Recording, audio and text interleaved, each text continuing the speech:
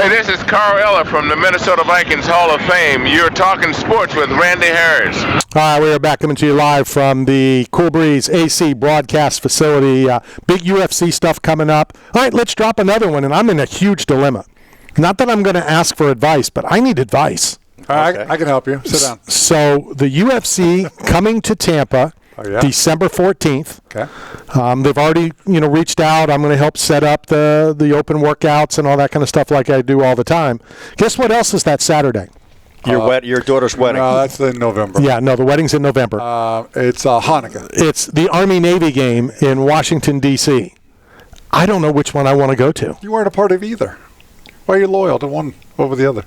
The hell are you talking about? He was a Navy guy. Oh, yeah, he was. I forgot. Oh, my goodness. Well, he got a new hat. It looks brand new. I didn't know. I get yelled at. It says Navy on it. Yeah, but if it's not weather, it's not got a patina to it. I'm sorry. It's Can we start the whole segment over again? Yeah, go ahead. Can we start somebody else in the chair? Can we run the break again and just come back and start over? So I just went on a cruise with all the males in the family, and same thing. I went and I bought a new hat because we were going to replicate a picture that we took with my dad 10 years ago, and then we were going to have an empty seat because my dad passed away 4 or 5 years ago.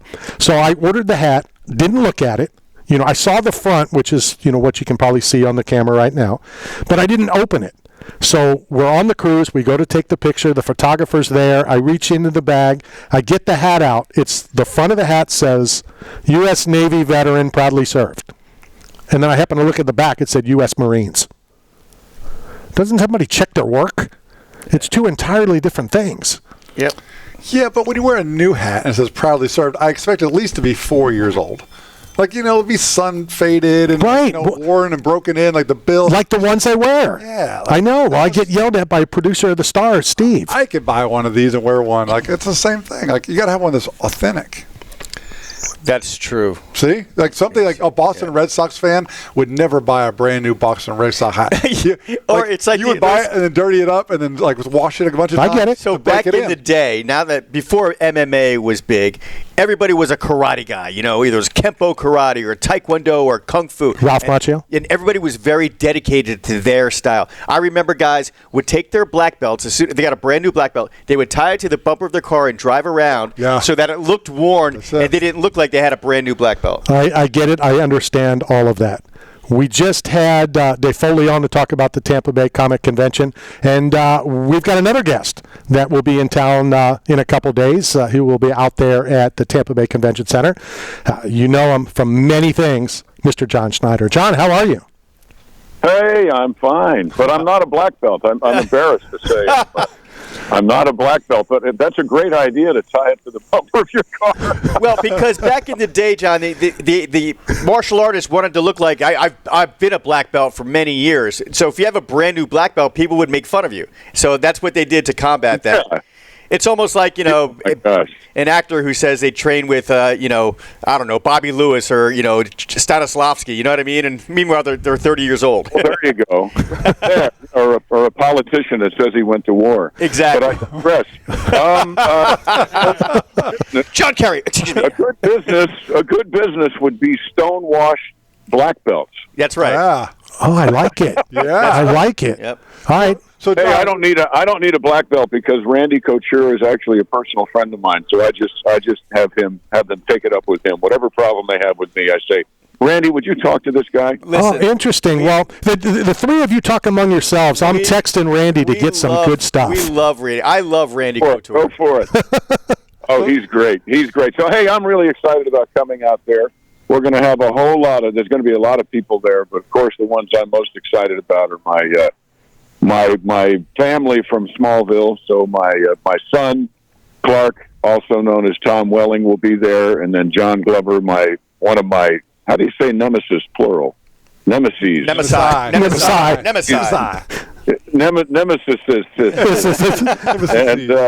And his lunatic son, Lex Luthor, who is actually a wonderful guy, but crazy as the day is long, and that's Michael Rosenbaum. Yep. So it's going to be a lot of fun. We are fathers and sons joined together. And it's always fun for me to do something with the Smallville crowd, because we absolutely despised one another on the show. And I think it's kind of cool for people to see that we're actually very good friends. So it's going to be a lot of fun. I was going to say this radio program can relate with what you were just saying, but then you said that you're really good friends, so it kind of put a stop to that comment. Hey, John, when you were playing Superman's father on Smallville, did you compare yourself with maybe Kevin Costner's version of Superman's father or other people that have played that role? Oh no, hell no, he hadn't done it yet. Okay, right. No. That was a good point, John. More likely that Kevin Costner compared himself. Exactly. He did a piss poor job of it.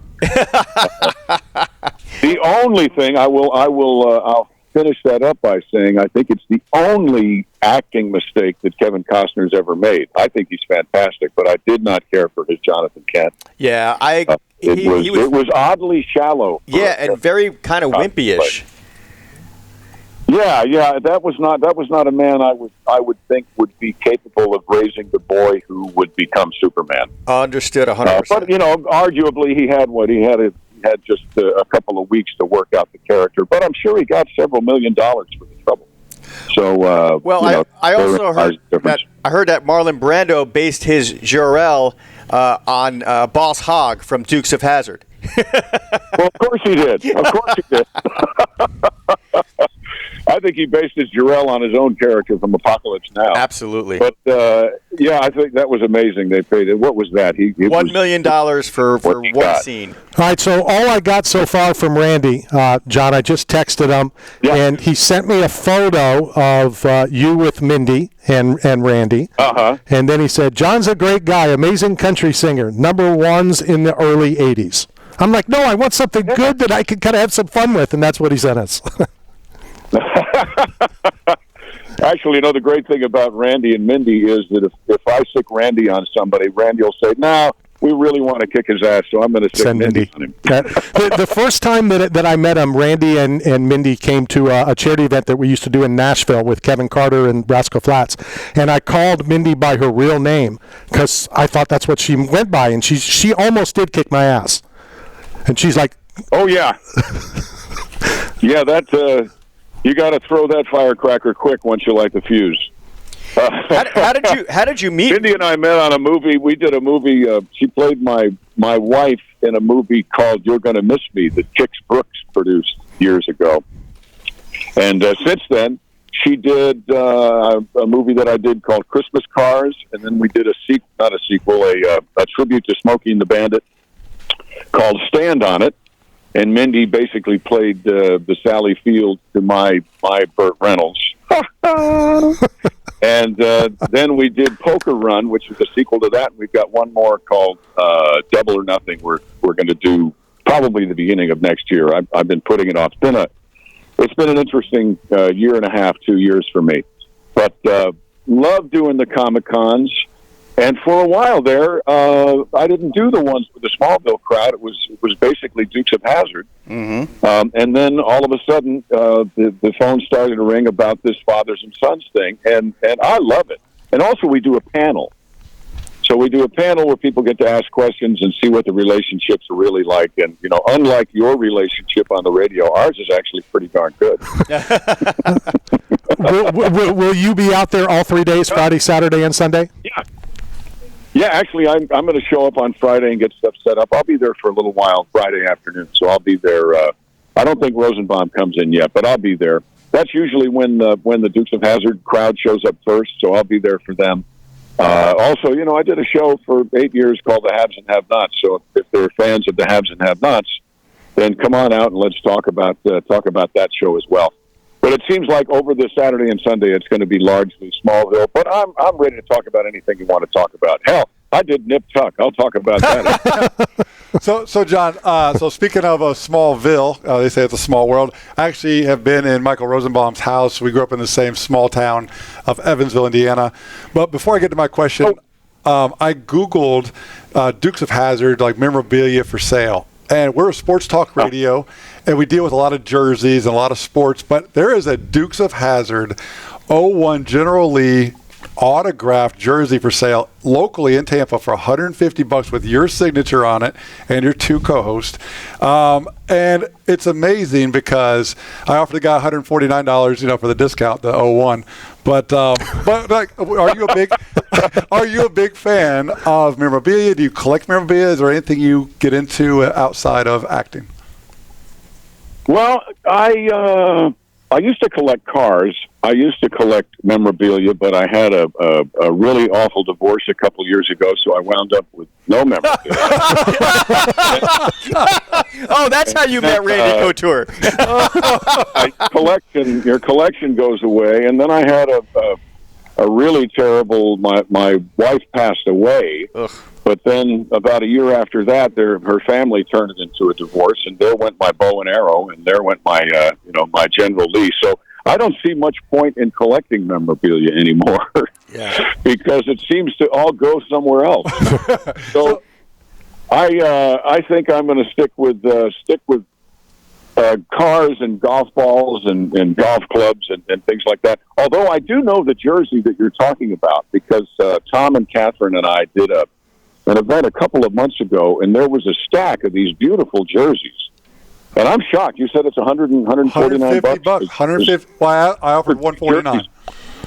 I would imagine, they paid us, I don't know, maybe $20, $30 a piece to sign them. So it's hard for me to believe they didn't already have $125 in them. So if you can get that jersey for $149, $150, I'd jump all over that.